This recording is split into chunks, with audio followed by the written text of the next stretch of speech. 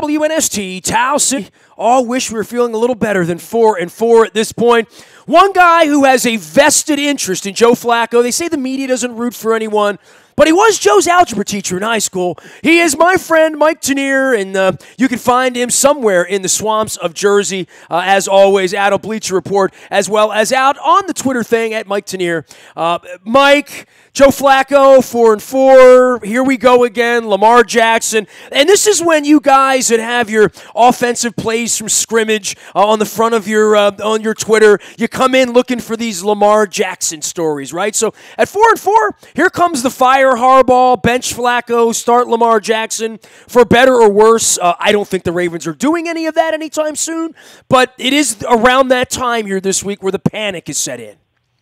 Yeah, and I think you're going to start to hear that drumbeat. In fact, I'm working on some stuff for Bleacher Report right now. Not necessarily that sensationalized bench Flacco, get the guy who's buzzy, that kind of thing. But maybe looking at it a little bit more ways of diversifying this offense and doing more of what you are doing, which is finding ways to get Lamar Jackson more involved in some of these package plays, et cetera.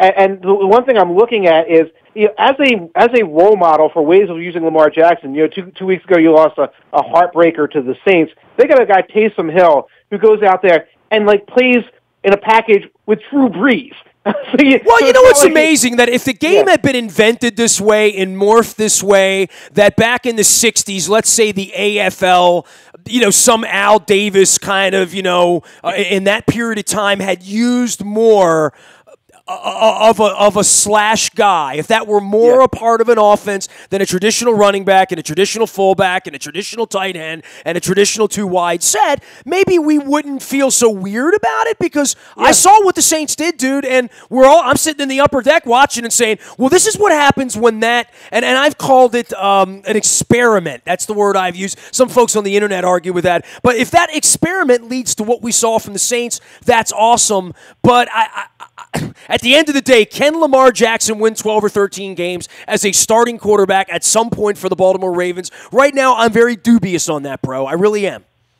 Well, I think we got to talk about that and being something in 2019, 2020, and get a progression. I was encouraged by what I saw at the end of the game. I know it was garbage time, soft zones, et cetera, but you saw Jackson operating as a traditional quarterback. I think that throw to Hurst at the end was a phenomenal throw, even if you account for the fact he's playing against a softer zone. At the flip side, I've been watching a lot of his package plays, and I saw a wide open receiver on the sideline, and he bounces it to him because his feet are set all kind of crazy ways and all. So there's a progression there. So the idea that you're going to say, oh, well, we're just going to put Lamar Jackson out there now and the future is now, I don't think you want to do that for a Ravens.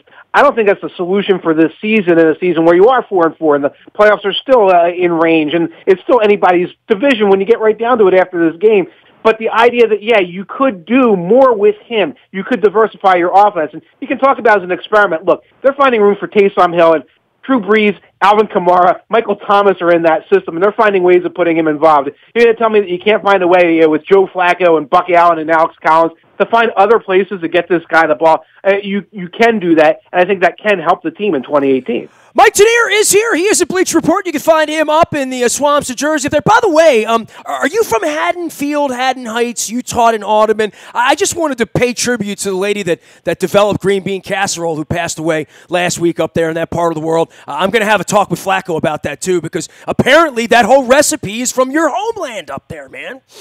Oh, I did not know that. We had some pioneers around here in the Haddonfield, Haddon Heights, Audubon area. I'll give you an example. Little known fact: the picture of Bruce Springsteen on the Darkness of the Edge of Town album. Okay. That portrait of him kind of in the doorway, very rough-looking doorway. That was shot in Haddonfield, New Jersey, in a home in Haddonfield when Bruce Springsteen was hanging around with South Jersey's own Patti Smith, the punk rock legend.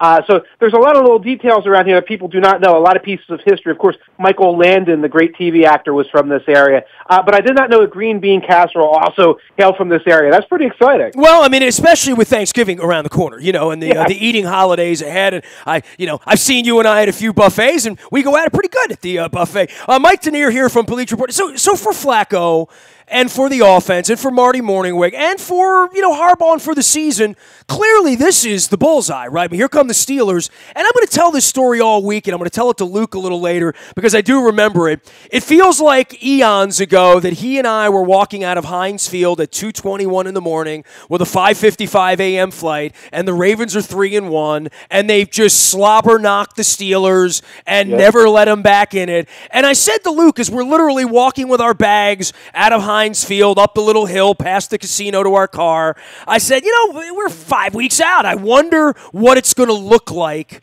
I mean, it's never looked like this before. 3-1, the Ravens doing the punching early, then the Ravens being out in front. And I know for a couple of weeks, we talked about, we don't have home playoff games here. We don't have that. This is the way it has to start in order for you to win 12 or 13 games. And lo and behold, here we are. Browns, now they fired their coach, and I know you spent Monday covering that. The Steelers are rejuvenated, 2 over 500. Bengals 2 over 500, and the Ravens have lost 3 out of 4. And here we go again, where it's Halloween, and we're playing literally for the season on Sunday. I don't want to be too melodramatic, but I would think 4-5 and 3 games in the hole to the Steelers going into the bye. That would be untenable to think that they have a 15% chance of making the playoffs or something if they're 4-5, right?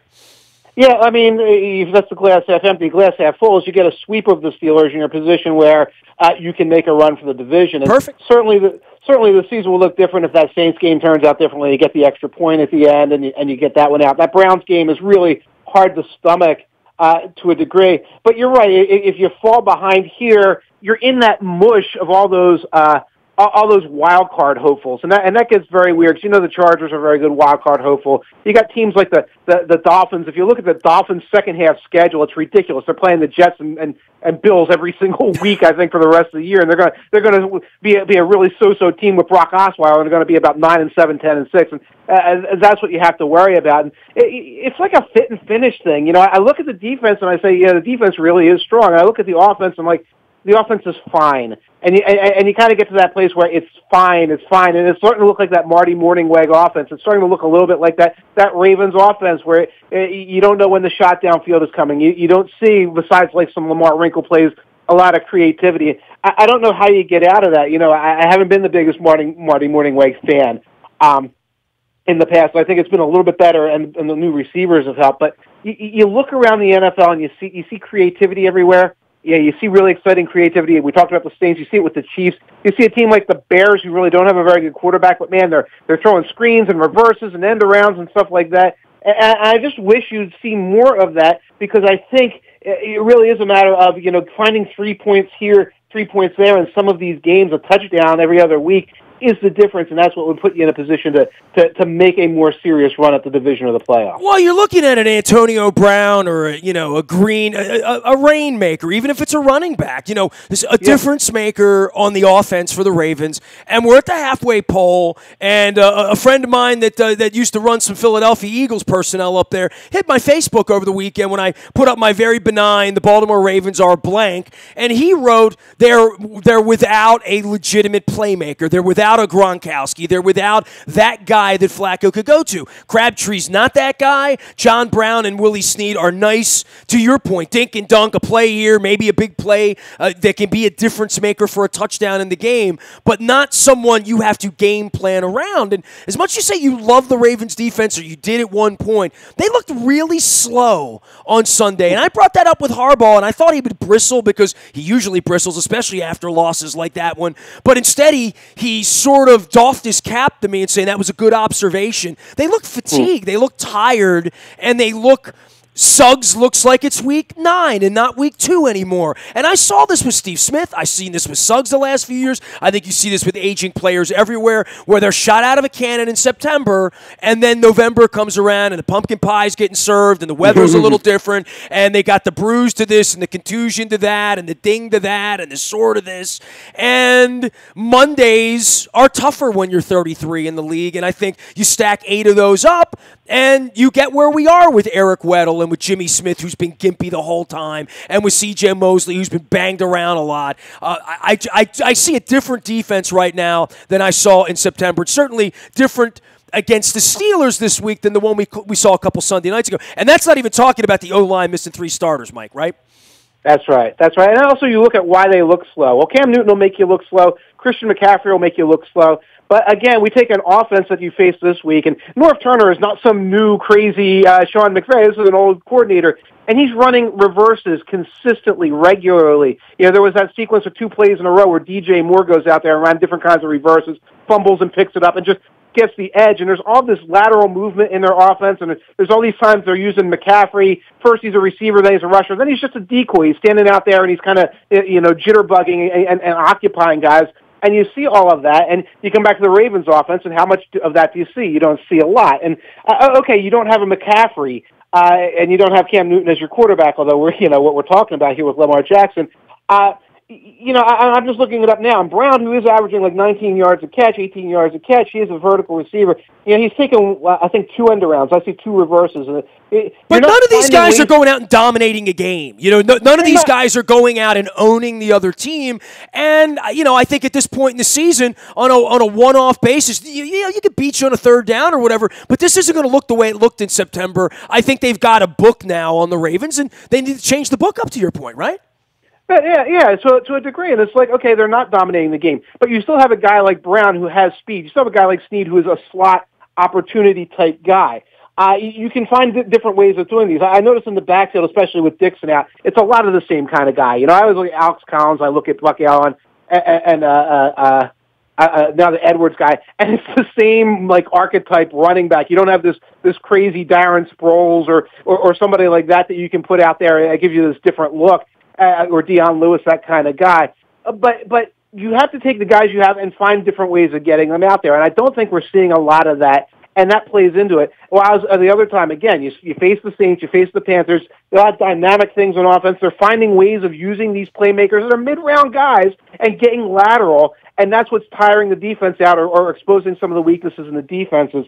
And that's where it comes down to, hey, toe-to-toe, you might have similar talent here, similar talent there. Certainly the Panthers, you have similar talent overall. Why aren't you getting as much out of it as the other teams are? Mike Tanier does it all football-wise and breaking it down out at Bleacher Report. You can also find him out on Twitter. All of our WNST coverage brought to you by our friends at Strategic Factory. I'm wearing my Strategic Fest shirt here today. Marketing, printing, promotional goods of all kind, all in one shop, and a strategy, most importantly, to go with it. So if you need signage, printing, branded apparel, logo designs, all that stuff in one house with some great advice. It's in Owings Mills. It's all brand new. I toured the facility. It's unbelievable. Find them at strategicfactory.com. Also, our friends at Buffalo Wild Wings up in Bel Air, the $5 menu on game days. I was watching the TV commercial the other day. Made me hungry for some wings. I'm going to get up to Bel Air soon. We're going to do a little event up there. Maybe watch a Caps game or find a Thursday or Monday Night Football game that's palatable over the next month. We're going to make a night of it at Buffalo Wild Wings at the festival in Bel Air, so stay tuned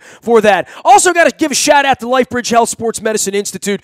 Doctors Kevin Crutchfield and Dr. Craig Bennett going to be joining me every other week. It's a new facility. You've seen it at Foundry Row. If you're out there in Owings Mills, what you need to know is it's world-class and a little bit different than a lot of other things going on. It's out in the community. You've seen Cal Ripken up on the billboards. You're going to be hearing me tell you more about LifeBridge Health Sports Medicine Institute, our new partner for 2019. Mike Tanier has been our Kemosabian partner around here for a while. It's a Steelers week, and I love that we're breaking apart offenses, and I know your buddy Doug Farrar has written a book on all this, and I'm going to grab Doug in the rock and roll triangle here and talk to him about all this stuff. But for these old fart coordinators, right, and I'll throw Marty in there and Norv Turner and any of these guys that are over 50 who've been coordinating and head coaching and coaching up ball, back with the ball coach even, for them to have these run-pass options and these slash quarterbacks or these slash options to put in, and the fullback is gone from the game, and the 2 tight end set, and 3 wide is a base set now, and all the changes that have happened. It must be heartening for anyone, and I'll talk to Coach Billig about this later, to see a Norv Turner sort of be versatile and sort of putting together an old whack offense if he needed to, right? Yeah, it is, because, that's what you're supposed to do. You're supposed to be able to evolve, and a lot of times the effort to evolve is not there for a certain venerable level of coach. It's like, I did this way, this is my system. Sometimes they just add a little kind of gingerbread wrinkle on top. Oh, look, we have the basic read option play, and this is what you're going to run. But that's not what you're seeing from Norv this year, and you see it elsewhere, here and there around the league. And it's kind of a change or perish situation. You know, I was watching the Bills game, the Monday Nighter, and we're going to run a direct snap package with Shady McCoy, and it's just the same play over and over again. They've got a younger coordinator up there, Brian Daboll, who knows he's got, third string quarterbacks and quarterbacks off the street and old journeymen, and he's kind of stuck with that. And it's like the resistance of saying, well, if this is the case, why don't we do something with Shady? Well, it's amazing that they don't get the ball in his hands 40 times because he's the only guy they have a chance to win. I sat there and watched a quarter of that, and I'm like, they got no chance to win. Right, but put pitch plays in there, or put something where somebody goes in motion, or I don't know, their tight end played quarterback in college, but let him throw the ball. Do something else like that, and in that situation, it's total resistance. And then, again, you see, the Saints have a Hall of Fame quarterback, but they throw stuff in there because they're being creative. And that's what's going to be the change. I think a lot of ownership is going to look at these coaches.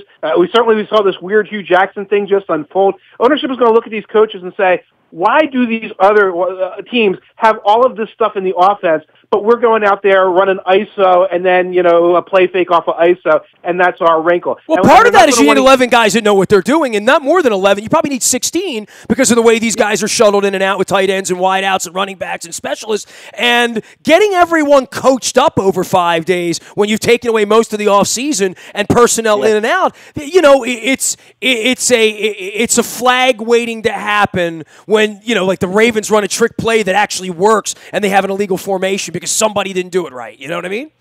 Right, and that comes down to your preparation and what you installed from the get-go, and that becomes your philosophy. So it's not like, I'm going to put a wrinkle in. I mean, I just said, you might have to put a wrinkle in because you're down to Derek Anderson at quarterback, but how have you been coaching them up since Jump Street at the beginning? Because you don't see these problems with teams like the Chiefs. You don't see it even with the Bears, who, again, aren't as good but have a lot of these ideas in there, and they win games because of it. If everything is built logically and saying, yes, we have a sort of a wildcat package, but it's logical, it's put in there. We have this reverse. You look at the Rams and how many times they run variations on an end-around reverse jet sweep. They run it about 6 or 7 times a game. Something you would think of as a trick play otherwise. It's integrated into what they're doing, so guys don't have as many illegal formation, lineup issues, stuff like that. And it starts to look like everything else on the offense. And I think one of the things you see right now is that with the Ravens, when they do use Lamar Jackson, he's running out there onto the field. They're moving guys or shifting guys all over the place. As much confusion on offense as defense because it broke up the throw of rhythm. If you're doing this stuff a little more regularly and it looks like the stuff you do anyway, then the defense has to adjust the fact that they don't know, here comes a wildcat play.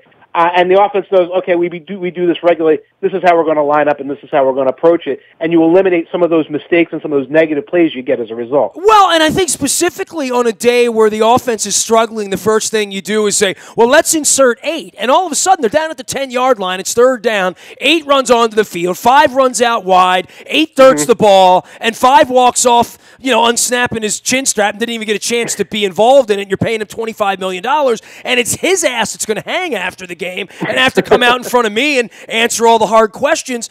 Right. This is where it gets weird, right? Like we talked all off season, all you guys and national guys back in April and May and June were all, not necessarily you because you taught Joe. You got a different level of skin in the game with him and probably different thoughts about it. But I think nationally there were a lot of people saying Lamar Jackson would be the quarterback by now and he would look like Deshaun Watson and the Ravens would be 6-2 because of him. And Flacco would be the village idiot sitting on the end of the bench like some overpaid Brock Osweiler or Matt Schaub or something.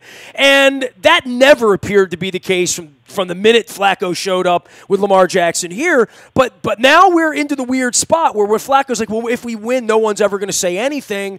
Well, now we've got some real white cap water out there. And here come the Steelers. And to your point, win this week, and, we all go feel good about ourselves, and you have some pumpkin spice here, and, wait for the next home game. They're home for a month. They can beat Cincinnati. It'll all be sitting out there. But lose this week, and, it's the ugliest couple of weeks around here because everything sort of feels lame duck all of a sudden, and all hell breaks loose. Yeah, and it could be a very different situation in terms of what the conversation is. But you talk about that. Oh, you run 8 onto the field, and then Flacco has to go out on the wing, and you can tell he's not even going to make a move. And what happens if you're running 8 out there more regularly, though? Sometimes in your slot position, sometimes as a wide receiver, et cetera. Because again, that's what they do in New Orleans, where the Hill kid could be all over the formation. He could just be running a regular old route. He could run a decoy route, whatever. then it isn't this thing where it signals to the defense and signals to everybody else, here comes trickeration, you know that Flacco's not involved in this play, et cetera, et cetera. You don't know coming in. It makes it harder to defend if you're a little bit more comfortable using it. And when we circle back and say, boy, this offense lacks a playmaker, here's a guy who can be that playmaker in a couple of these ways. But the reluctance, and we both know why the reluctance is there. I was like, well, if you're using him as a wide receiver, are you marginalizing him? Are you jeopardizing the future? Are you turning him into this slash thing, et cetera? And that was a good conversation to have maybe in August, September, whatever. Now you need these wins. You need these opportunities. If you got any opportunity to do something different that's going to mess up the Steelers, now's the time to do it, because you can do it and then you can avoid that future conversation where you're saying, oh, is it just time to pack it in for next year? Well, eventually Lamar Jackson will throw the ball to Joe Flacco. Eventually they'll line him up and they'll try that. But the other part of this is much like Shady McCoy. If he's the guy that gives you the best chance to get to the little yellow sticks, on any given play, give him the ball. But I don't know what... I don't know organizationally, from a franchise standpoint, when you're 4-4, you're marching out this kid on, one play out of every 6 or 8, right? And Flacco is the one burning for it, and Harbaugh's going to be the one that's going to burn for it as well at the end of all this. In a year where you really believe you can win a championship, everyone in Owings Mills believes they can win a championship. Certainly when they were 3-1. Certainly last week when they had the Saints held to 7 points through 3 quarters and the defense was all world and all that. It is, NFL, not for long. I mean, we went from, we're going to be 5-2. Look at how we're beating up on the Saints to, oh my God, we're 4-4 and here come the Steelers and 3/4 of our offensive line is hurt, Mike. Right. And that's a lot to think about. But again, that part of it, who's going to hang if this doesn't work out, you have to turn it around and say, if we're just going to be the most conventional and most conservative thing because of the fear of some sort of optical illusion, say, we went out, we lost to the Browns and then we lost to the Saints in a heartbreaker, and then, okay, we have another one of those 23-20 losses to the Steelers and the season's over. But hey, we did things as conventionally as possible, so give us another year. That kind of logic, it's safe and it's comfortable, but it's not ultimately successful. That's how a franchise winds down and you wind up like the Giants are in a year or two, where you're like, oh, well, can we do this? Can we do that? Oh, we have to kind of let everything play out in its own way. You see other teams are not falling prey to that. You see what the Saints are doing. You see, I watched last night, the other night, I watched Tom Brady handing off the quarter route Patterson up the middle. They're using the wide receiver as a running back to try and put another wrinkle in and to get through some injuries. You do everything you can to try and get these wins and try to win in the short term. And in the case of getting Lamar Jackson more involved, you can serve the short term. You can also serve the long term. But it takes that sort of bold decision making of saying we're not worried about criticism at this point. We're worried about success and winning ball games. Mike Tanier covers the National Football League and also teaches math to people like Joe Flacco and various members of his family. He is the NFL lead writer at Bleacher Report. You can find him out at Mike Tanier. That's Tanier. He is a run and gun gangster in a sad, restless age. And I know Mike also encourages everyone to vote this week because I follow him on Twitter and he's a good American. The 8-0 Rams, and, you mentioned throwing it all out and building it all back and burning it all down and starting it all over. You're a baseball fan, too. I know you are. And what the Astros have done and what the Red Sox and Dodgers, what we witnessed, this Rams thing is as crazy. I mean, nobody from St. Louis, Balzer and these guys can't even recognize what this is and how quickly you really can turn it around. And you're up in Philadelphia. How quickly it can all fall apart once you hoist the trophy, too, right? Yeah, but the Eagles also put it together very quickly. They went in 2 seasons, 7-9 season, the Super Bowl season with Doug Peterson, with the return of Joe Banner as GM, and with Carson Wentz, and then later Nick Foles. So you can suddenly turn things around. I think the Rams did a relatively similar thing.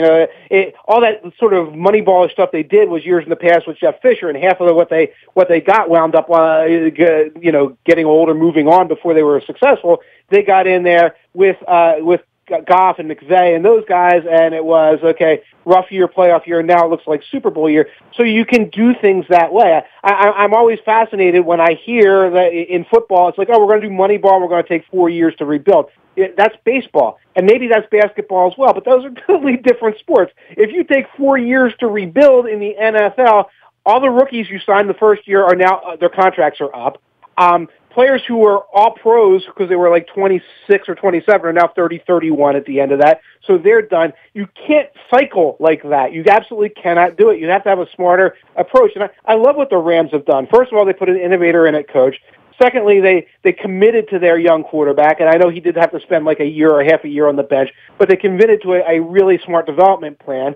And then this year they went on and they went hog wild. They went and they got Talib, they got Peters, they got Cooks, they got so many other guys quickly, and they said we're gonna be a successful team in the short term. They've done it, and you're seeing the dividends that's been paying off all season long. Dude, it's amazing how the teams with the worst owners are always the worst. And you could look to the Orioles here with 115 and where they are, and who the hell knows what's happening around here. But I look up, and the Bills are 2-6, and the Raiders are 1-6, and the Browns are 2-5 and just fired their coach. The Raiders should fire their coach, but they got $100 million into him. The Jaguars are no good again. The 49ers, and I know Garoppolo had some, but they're 1-7 again. The Lions are headed for last place again. The Buccaneers just fired my boy Smitty 2 weeks ago. They're headed for the cellar again. The poor stay poor, and the Hugh Jackson thing is right there. And even watching the Bills run around the other night. You mentioned these, they don't have a 4-year turnaround. Dude, if I'm a Bills fan, I can't believe in a 2-year turnaround, or a Raiders fan, I can't believe in a 2-year turnaround because I've seen them play. I don't believe any of these teams are 2 years away from being the Rams or the Eagles, but I know that that's possible, No,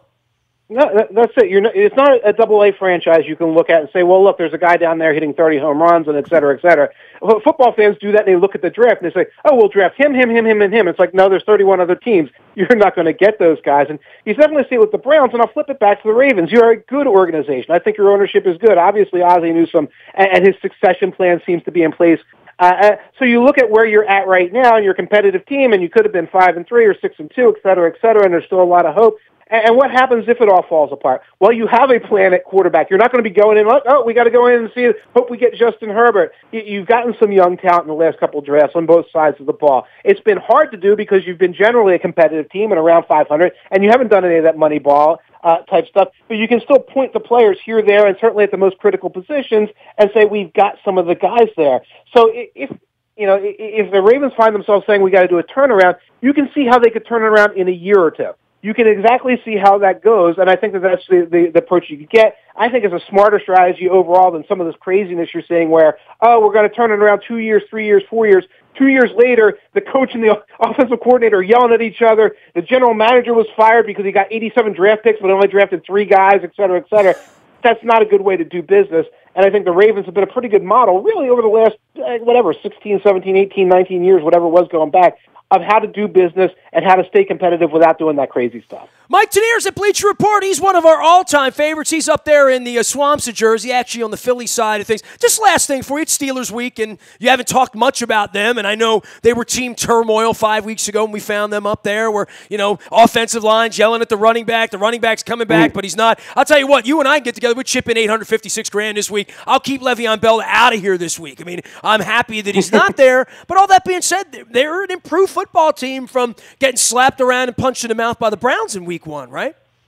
Yeah, I think their defense has gotten better. Offensively, I think they're a little bit more cohesive and coherent. There might have been a little bit of a waiting for Le'Veon mentality early on. And this is a team that gets the ball to its playmakers. They get the ball to Antonio Brown no matter what. They get the ball to Juju Smith-Schuster. They use Connor now. They're not afraid to use him in a variety of different ways. And they are an extremely tough out. Yeah, I think that their defense still has holes in it. I think that they have some speed issues on their defense. But again, it's not the team you guys beat a couple weeks ago. They're a little bit more cohesive. I think that they figured some things out on the defensive side of the ball, and it's going to be a tough matchup. And obviously, a lot of emotions flying through Pittsburgh here this week, and yeah, and I'll be talking to all the folks up there. Mike, take care of yourself up there in Philly. At some point, we'll get up there and get some rock and roll, get a concert in, but we're not that far away from the Super Bowl in Atlanta, where I'm sure you and I will raid said buffet. Hopefully, anyway, free drinks on me. Always good to have you on, Mike. Be well. Always a pleasure. Take care and enjoy your week. You got it. Mike Tanier, he is one of our favorites at Bleacher Report. You can find him. That's Tanier. He has the Avalon Hill football strategy chart from the 1962 year up on the front of his Twitter, and he is the run and gun gangster in a sad, restless age. You can find me out on the buyatoyota.com audio vault 24 hours a day from anywhere in the world on your mobile device by downloading the TuneIn Radio app, becoming crystal clear from anywhere in the world, including Jersey and Pennsylvania and Delaware. You can also get our morning newspaper delivered digitally each and every morning at 7 a.m. It's all brought to you by Planet Fitness and PlanetFitness.com, where it's always $10 a month, $5 down, and always around the corner and warmer inside than running outside right now if you're at Planet Fitness. Also warm inside down at Laurel Park in the sports bar. We were down there last week for the Maryland Million. Phenomenal experience. Go down, check it out. If you love the horses, if your wife loves the horses like my wife does, take her down to Laurel Park on a Saturday, put a hat on, bet the ponies, eat some great food, sit in the restaurant, have a first-class experience down at Laurel Park. It's waiting for you down there. Last but never least, Oriole change is waiting for us too. We just don't know when or why or how. It'll come to you first on the WNST Tech Service. When it happens, it's all brought to you by our friends at Coons Ford of Security Boulevard. Dennis Colatzos will be here on Thursday from 3 until 5. I join him around 4:15. You can tune in for that. It also replays on Sunday. And Coons Ford sponsors our WNST Tech Service. I am Nestor. We are WNST.net, AM 1570, and WNST, Towson, Baltimore, and we never stop talking Baltimore sports.